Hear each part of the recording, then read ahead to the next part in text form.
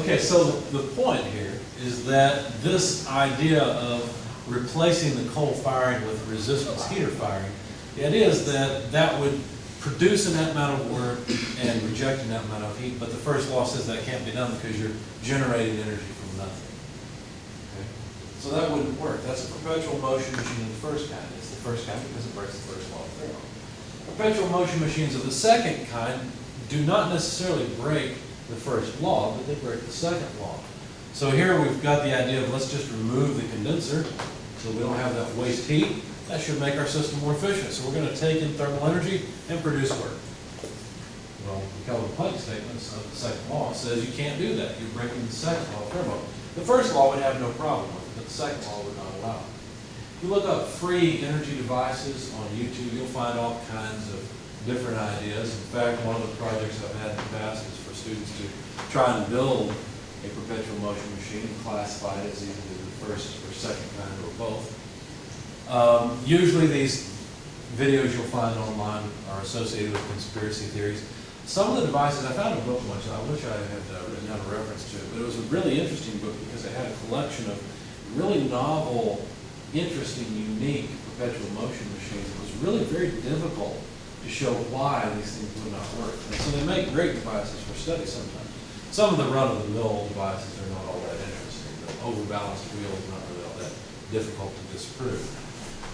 And sometimes the discovery of a perpetual motion machine is a well-intentioned endeavor. People just don't have the training they need in order to realize that this is, as far as we know, impossible.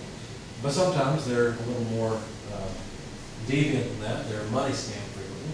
And it's interesting to do a YouTube search for free energy. Mythbusters has also tackled this, so it's interesting to watch their stuff and responses to it as well. But the free energy people, they always come to the same conclusion. I need more research dollars so I can figure out how to get all the friction out of it. Once I do that, it'll work. That's always, it seems like, the battle cry. Okay, how do we get all the friction out of it? Now, I'm not saying that's a bad thing. Reducing friction does increase the performance of an engine, certainly. If you start to calculate the amount of horsepower lost per bearing in an engine, per main bearing or per rod bearing, it turns out it's a couple of horsepower apiece, depending on the size of the engine, and so on. That's a significant amount. If we could reduce that friction, and then that would be more work delivered to the wheels. That's a good thing. There's nothing wrong with it. But the problem is the friction is not the only irreversibility. There are other irreversibilities. We've already discovered one. Remember the Joule experiment we keep going back to, where he had a canister of high pressure air connected by a valve to an evacuated canister. When he opened that canister, what happened? Well, some of the high pressure air moved over to the other side. This is an irreversible process. I'm not saying it can't be undone. I'm saying that you can't expect this to just go back on its own. It's not going to happen. Right? That's what makes it irreversible. Friction is an irreversible process. If you consider some of the problems I give in dynamics, are you ready? I'm going to torture you with the dynamics for just a minute. Don't worry, the pain won't last too long. Okay, you ready? If I gave you a problem in dynamics like this, here's an inclined plane with a block on it. The box tips. What's that? It tips over. The box tips over? Yeah. From the way I've drawn it. Let's say it doesn't tip. Let's say it's just sliding down the incline. Maybe I shouldn't have made it such a steep angle, okay? And let's put a spring down here on the end, okay? Now, if there's no friction, what will happen is the box, let's say we release it from rest, it'll come down, it'll bounce off the spring, come right back up to where it was. But what if there's an irreversibility like friction acting on it? Well, as soon as it goes down the slide, it's going to lose energy to friction. It's going to try and bounce up, but as it goes up, friction is going to reverse direction, and it will never come back to where it was. That's an irreversible process. Turns out that even without friction, any real spring will make this irreversible as well, because what will happen is, as you compress the spring, the amount of force required to compress the spring will be greater than the amount of force that the spring pushes back with, because the spring is actually a lossy spring. Every spring is lossy, some more so than others. A rubber spring would be a lot more lossy than a steel spring. Okay, so the rubber tires on your car are fairly lossy springs that when you roll them, the fact that you flatten out the front section of the tire, and then when you unflatten it, it essentially pushes off the ground. Well, you have to put more force in to flatten this side than you get out and it'll push it off the ground. So the car, and if it's coasting along, will eventually come to a stop, primarily because of roller resistance. If you have a nice flat ground, it might go for a while, but it's the roller resistance in the tires more than anything that slows down your car. Okay? That's an irreversible process. The closest we can get to a reversible process is, as an example, is a frictionless pendulum, something that's swinging back and forth. You go to the Science Museum in Louisville, you'll see a pendulum clock, essentially. Okay? And that pendulum, they do have to set it in motion, but it stays in motion for a long period of time. Right? The only thing to reduce its motion is friction in the air around it, which is not much. Right? Any friction in the cable, it's moving back and forth where the cable's being bent. Okay? Or if they have a pin, maybe resistance in the pin as it rotates. But ideally, this is the closest we can get to something that would be a reversible process, because the pendulum starts here, goes to a new state, comes back to almost exactly the same state. That's a reversible process. Okay? This concept of a reversible process is important because anything that's irreversible will generate entropy. It will produce, we may produce work in our devices and our power engines and things, but the generation of entropy reduces the performance of our systems. And the more entropy the system will generate, the worse the system will be, the less efficient it will be. And it turns out that there's more irreversibilities than just friction. We saw in Joule's experiment the unrestrained expansion of gases. I don't have it here, but unrestrained expansion of gases is another irreversible process. Okay. A gunshot? A gunshot? Yeah, sure, you could say that. That would be an example. Joule's experiment with the high pressure gases that expand, that's irreversible. Because you can never expect it to just go back. Chemical reactions can be irreversible too. Some chemical reactions are reversible. They'll go in one direction, back the other direction. Some are irreversible. They'll go forward, not back. So here's an irreversibility. To understand why fast compression or fast expansion of a gas is an irreversible process, consider the gas as if it were water, and the cylinder, or the piston, as a dam that can move back and forth. Now let's assume there's no leakage. Okay, so the amount of water in the system remains constant, just like over here, the amount of gas in the system will remain constant. If we were to allow the dam to move out, let's say it's on wheels somehow, so that it can actually move and expand, we'd expect the water level to drop, right? And basically, the water would be doing work on the piston, the dam, because you know that pressure increases as you move down in the liquid, right? So you've probably done this in 313 or in some class where you calculate the resultant force that will be acting on this. Okay, so there's some force acting through a distance that would represent work done by the water on the dam. Okay? If you then slowly recompress the water, or in other words, you raise the potential energy of the water, then you still have the same type of setup, right? You still have a pressure distribution, the water levels level, and you've got a resultant force that increases as you come back, but it's the same, right? I mean, it's the same level on each side. So the amount of work you get out by expanding the water would be equal to the amount of work you put in recompressing the water. Okay? Now, just like a gas, if you expand the water quickly, the water on this side won't have time to get over here, and what you'll end up with is a pressure distribution where the resultant force is lower. So the force times distance that you get out will be less than the force times distance you have to put in to restore the system to its original configuration. Because when you're pressing the water very fast, you're going to build up water pretty quickly. There's going to be a large pressure distribution, and there's going to be a much larger force required to move the gate back than there was at that same position to move the gate out. So you're going to put more work into it than you got out of it. So let me ask you a question if you agree with this. Let's say that we have the water 10 feet from the gate, we move out to 50 feet and come back to 10 feet very quickly. There will be energy loss in that process because it's an irreversible, not energy loss, but energy conversion, right? Where will that extra energy go, right? Because we'll get a certain amount of energy out and we'll put more energy in. So where did that extra energy go? what would the water literally be doing? If we move the gate out quickly and move it back quickly. It'd be sloshing around, we'd be making waves. That's where the energy would go. What would happen to those waves eventually? Dissipate, and so where would that energy go? You're right, you'd be generating entropy, but where would the energy itself go? Into the air, into the other part into the diamond container, we'll try to restrain the water. Essentially, it would go into thermal energy. Because what would happen is the friction in the water, right, the viscosity of the water, would eventually damp out those oscillations. Try to avoid the word friction. Okay. So well, then use the word, can't think of it, I just said it, viscosity. Use the word viscosity instead, because that's basically friction of liquid. Right. So that's where it would go. So the water temperature would literally increase by a small amount. You probably couldn't measure it because this is really not a lot of energy difference. Plus, water absorbs energy pretty well without changing its temperature. Okay? It has very high heat capacity. But it would go into the water. Okay? So it would go into thermal energy of water, and that would be an irreversible process. In fact, most of the time, what irreversibilities will do is transform energy from work to heat.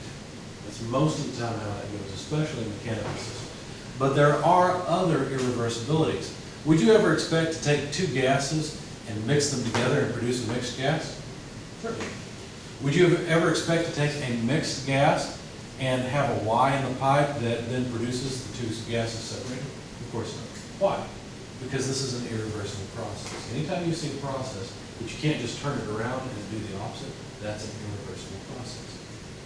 Unrestrained expansion of gases, like in Joule's experiment, if you want to get the gases back over here at 700 kilopascals, you'll have to make an effect on the universe somewhere else. In other words, you got to plug in your compressor, generate some entropy down at the power plant by burning some fuel to move that gas back over. Okay? That's irreversible. It by itself cannot go back to where it was. Okay? If you have friction on a piston cylinder device, you would also have an irreversible process because you couldn't allow the gas to expand and then recompress it by putting in the exact same amount of work because friction is going to subtract from both sides. Friction is kind of like a tax collector, right? They get you coming in and going out. Okay. So friction is going to resist that motion, and as the gas expands, some of the energy is going to go into friction, some of it's going to go into boundary work, and then when you press the piston back down, some of the energy is going to go into the gas, some of it's going to go into friction. Okay, so you'll have to put more energy in to get that gas back down to where it was. Heat transfer between a non-zero temperature difference is always an irreversible process. If you set a can of cold soda out on the cabinet, you would expect it to increase its temperature. You would never expect to take a warm soda, set it on the cabinet, have heat extract from it, and it go down to a drinkable temperature. That's not going to happen. Right? That's not a reversible process. Now we need to differentiate between an internally reversible process and a totally reversible process. Because if you could accomplish heat transfer, this would take an infinite amount of time. But if you could accomplish heat transfer with no temperature difference, then that would be a reversible process.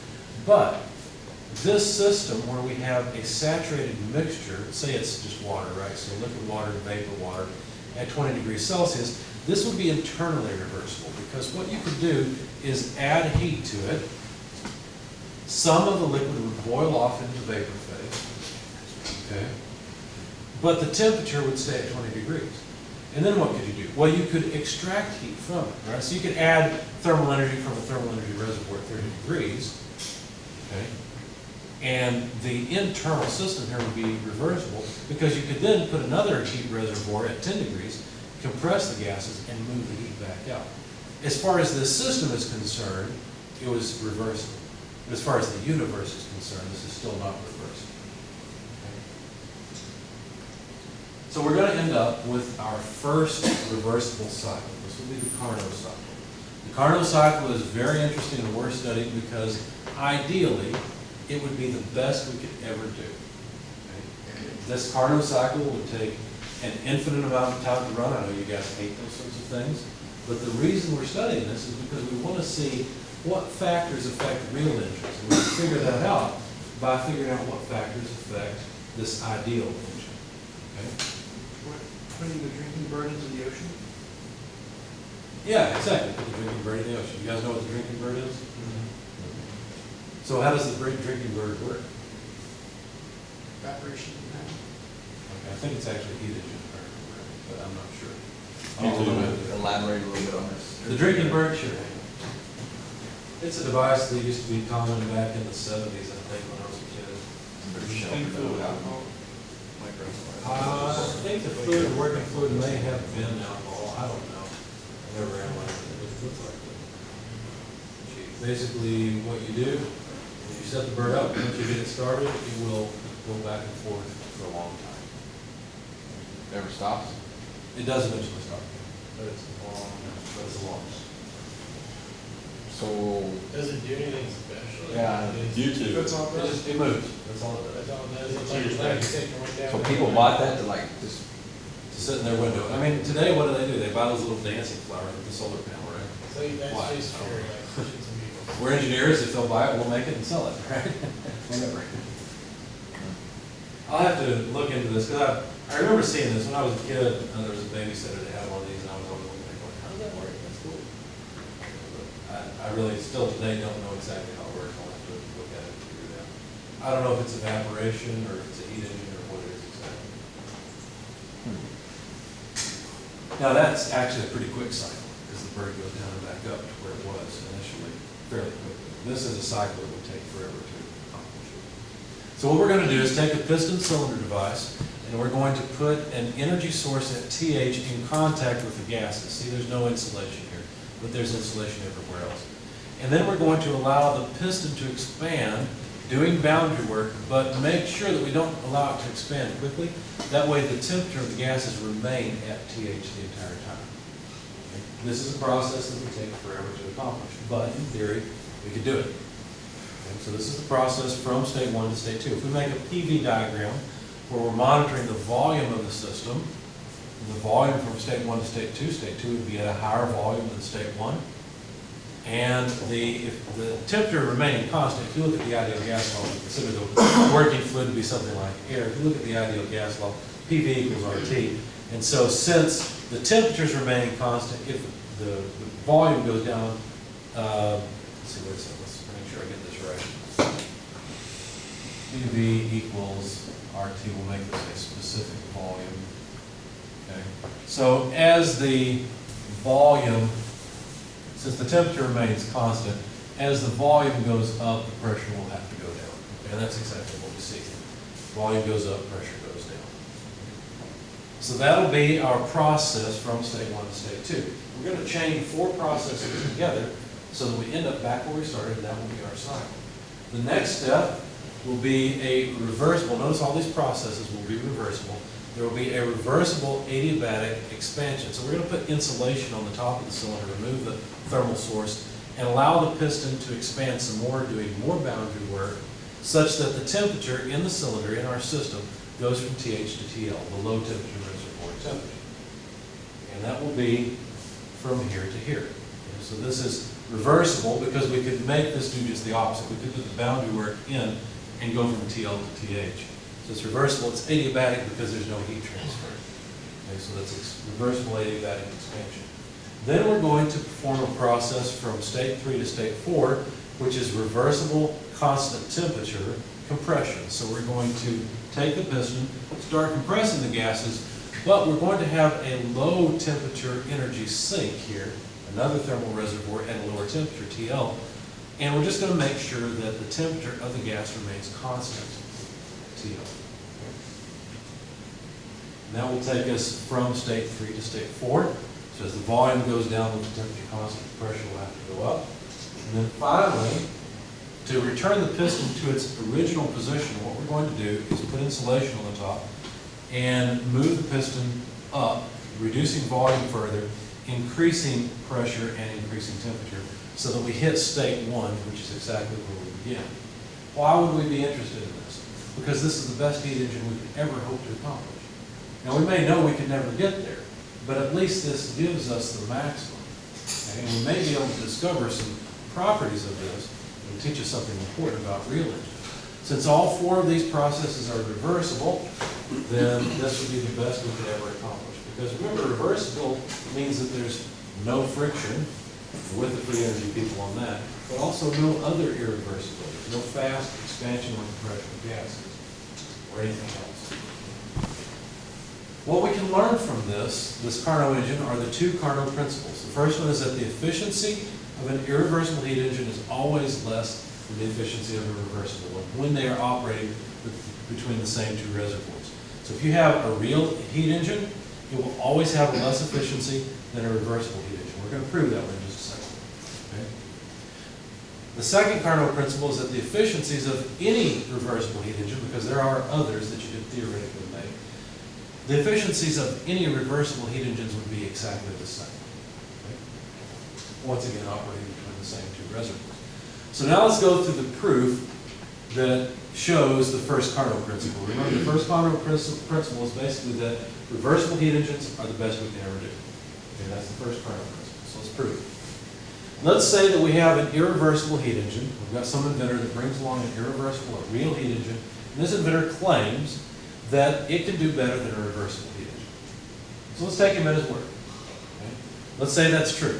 What would that mean? That would mean that if we have a reversible heat engine and an irreversible heat engine, and they both bring in thermal energy QH, the irreversible heat engine will take a higher percentage of that heat and convert it to work. So the amount of work we get over here should be bigger than this one. That also means that the amount of waste heat here in the irreversible engine will be less than the waste heat from the reversible one, just by an energy balance around both. Because we have to take him at his word and assume that the irreversible heat engine does a better job of converting thermal energy into work, and therefore rejects less waste heat. If that's true, then we should be able to take our reversible heat engine and just run it in reverse, because all the processes are reversible. So we should be able to put the reversible work back into it and move QL up here and generate QH, basically, the sum of the work plus the heat flow from the low temperature reservoir. So we should be able to reverse it. So then when we combine these two systems, what do we notice? We notice that this heat flow is bigger than this heat flow, so there's a net heat flow here, QL reversible, because it's bigger than the irreversible, right? At least according to our assumption. So there's heat flow in here. The QHs, since they are in opposite directions, will cancel, so there's no heat flow to the high temperature reservoir. Since the irreversible heat engine produced more work than the reversible one, we won't have to put as much energy back this way in the form of work, so we will get a net amount of work out. Now, who said this can't be done? Don't complain. This is a violation of the second law of thermodynamics. It says you can't do this. So what we've just shown is that if you believe that energy cannot flow from low temperature to high temperature on its own, then you also believe that you cannot take a net amount of heat and produce a net amount of work, right? You believe that as well. Then that means you do not believe that any irreversible heat engine can be better than a reversible. And you'd be right. So the belief, which is true, that energy does not flow from low to high temperature, okay, is the same as the belief that a reversible heat engine is the best we can do. You can prove the second Carnot principle by assuming you've got two reversible heat engines, one with a higher efficiency than the other, and you'll probably end up breaking the Clausius statement if I remember right. Anyway, you break the second law. So what do we find out? Well, what this does for us is it allows us to define a thermodynamic temperature scale. This is not based on any freezing or boiling point of any substance. Because you see, the second Carnot principle implies that the efficiency of a heat engine depends only on the temperature of the sources, right? The source and the sink. Because if all heat engines that are reversible working between the same two reservoirs have the same efficiency, then the efficiency has to depend on something else. So for a reversible heat engine, it will be a function of the high and low temperature of the reservoir. Yes. So a mistake that I can remember having made in 220 was thinking that the source always had to be the high temperature. Right. That's not true. That's not true when you're talking about a refrigerator or a heat pump. Okay, there the thermal source is actually from the cold space. in a heat engine, the high temperature source is always the high temperature is always the source. So you're right, but only in heat engines. Okay. All right, so what does that function look like? Some natural logarithm of the sum or some polynomial expression? No, it's neither of those. We'll derive it. Remember that the thermal efficiency could be written as 1 minus QL over QH. Remember that? We came up with that a little bit earlier. And so therefore, since 1 is just a number, QL over QH must be some function of the temperature of a high temperature reservoir and the temperature of the low temperature reservoir. So if we put 3 reversible heat engines together this way, where we allow the waste heat from reversible heat engine A to be the source of heat for reversible heat engine B, then we could write the thermal efficiency of A as 1 minus Q2 over Q1, for B, 1 minus Q3 over Q2, and for C, 1 minus Q1 over Q3. Notice that since this together is essentially a reversible heat engine, we'll have to have the same, if we have the same flow in, we'll have to have the same flow out. Okay? Because of the second cardinal principle. So what this means is that the ratio of Q2 to Q1 must be some function of T1 and T2, where T2 is the intermediate temperature between heat engine A and heat engine B. Similarly, Q3 over Q2 must be some function of T2 and T3, and Q3 over Q1 across reversible heat engine C must be some function of T1 and T3, not of T2. So here's what we have from the last slide. So notice that algebraically, Q3 over Q1 is Q2 over Q1, Q3 over Q2, because Q2 will cancel. Right? This is just algebra. Right? So what that means is that we could take these functions and plug them in instead and come up with something that looks like this. Now this will help us figure out what these functions look like, because think about it. If you have a function on one side, or two functions that are multiplied together that depend on temperature, T2, but the resulting function does not depend on T2, then somehow those temperatures canceled out, right? That had to be what happened there. So how can we write that? Well, what that means is that each of these functions must have some form like this. Some other function as a function of each of the temperatures independently. That's one way to solve this, right? Say, well, then the form of this function is just a ratio of two functions where one of the functions depend on T1, the other one depends on T2. Why would it be that way? Well, because if all the functions have this form, then notice when we multiply these two together, G of T2 would cancel out because one's in the denominator and the other's in the numerator. Okay? And then that would give us a consistent form for the first function, because we put them all together, and sure enough, G of T2 cancels, and G of T3 over G of T1 would have the right form. All these functions should have the same form, because they're all talking about reversible heat engines. They're all essentially the same thing. So that would make sense, right? This must be some form. So basically, this function G, how does that work? Well, the easiest way to make that happen is to simply define that function as the temperature itself. Okay? So what that means is that for a reversible heat engine, the ratio of the heat flows is simply equal to the ratio of the temperatures on an absolute scale. That's all it really means. And this is just the simplest result. There are other potential results, but this is the easiest way to look at it and gives the same results as all the others. Now, this is very important because this tells us that the thermal efficiency of a reversible heat engine is 1 minus TL over TH. That's all it tells us, which is really nice. It sounds like a lot of mathematical gymnastics and reasoning to come up with this, but this is it. Why is that important? Why would we care? Well, if someone asks you to build, let me give you an example. I'll tell you why. You guys know I'm going back to school, right? So the professor I'm working with is really interested in energy conversion. Okay?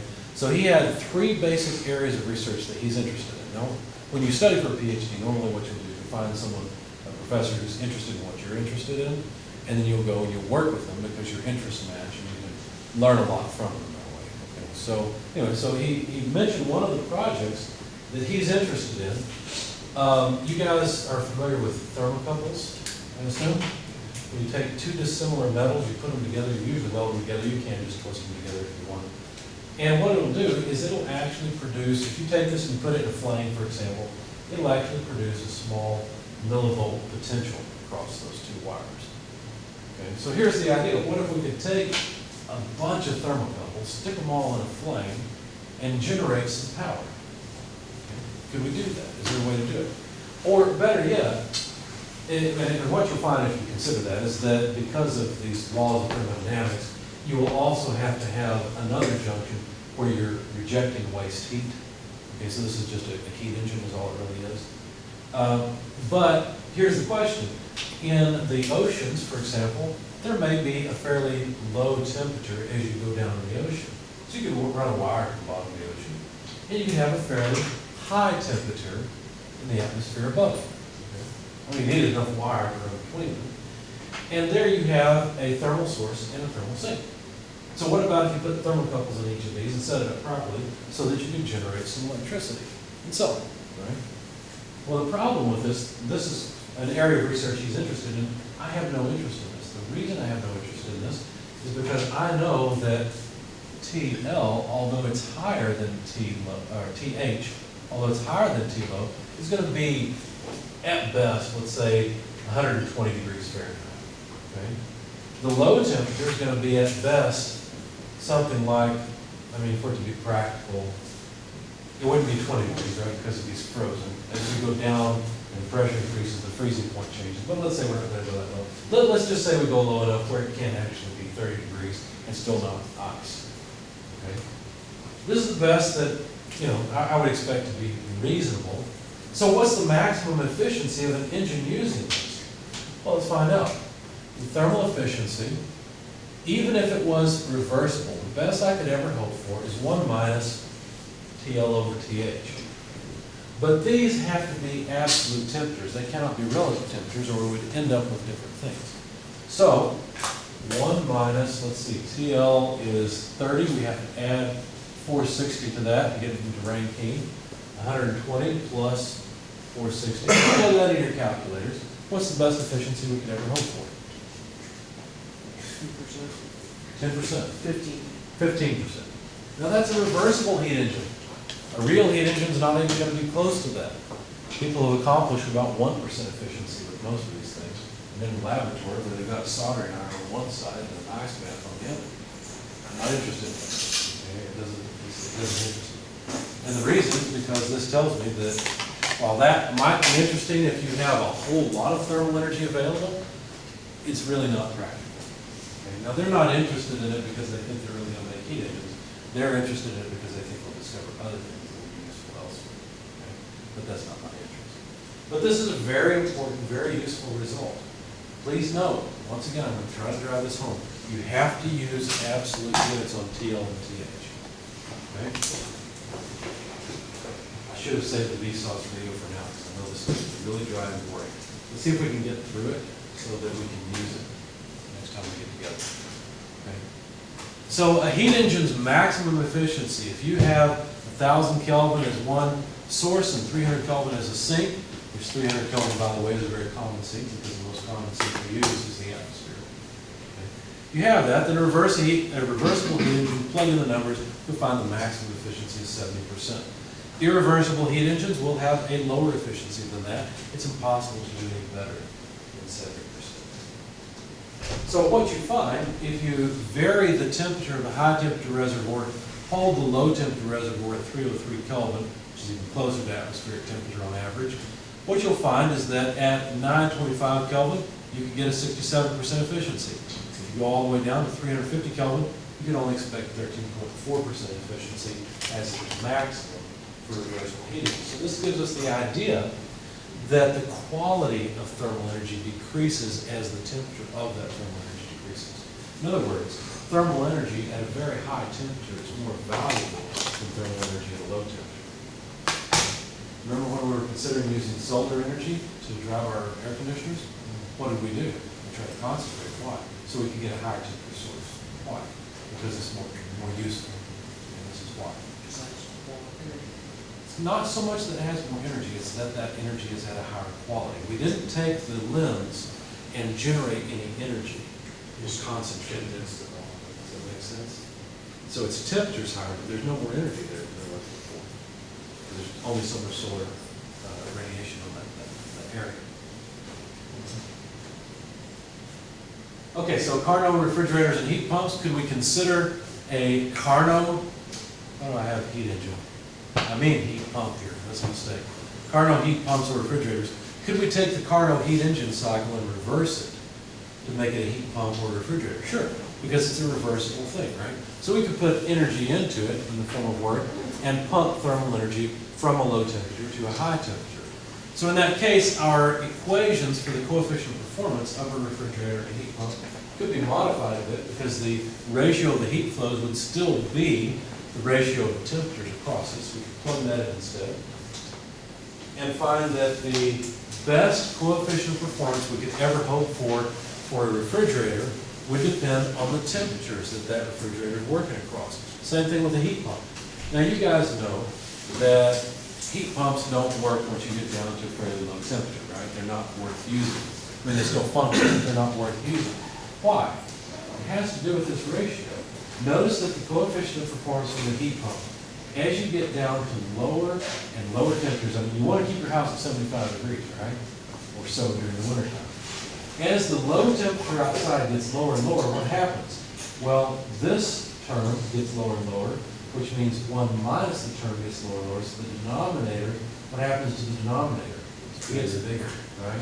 And so this ratio gets smaller. Essentially, our performance metric goes down, and that's a problem. Now, theoretically, even at very low temperatures, heat pumps could perform, but in practice, this is part of the reason that heat pumps are limited. So we can calculate the best that a refrigerator or heat pump could ever do. Notice we've already figured out the best that a heat engine could ever do is just 1 minus TL over TH. For a refrigerator or heat pump, we could calculate the best coefficient of performance we could ever get from the temperatures across the unit. Irreversible or real refrigerators and heat pumps will do less. They will have a lower coefficient of performance. We can never go above it. So now do the answers to the questions make sense? What's the best we could ever do? Completely reversible heat engine refrigerators or heat pumps are the best we could ever do. The efficiencies of those devices depend on the temperatures that they work with. Okay? That's the end of chapter 6. I don't expect that you really understand chapter 6 at this point. We're going to work some example problems next time. I really probably could get through a few example problems. I can tell that I've lost your interest, so I won't try.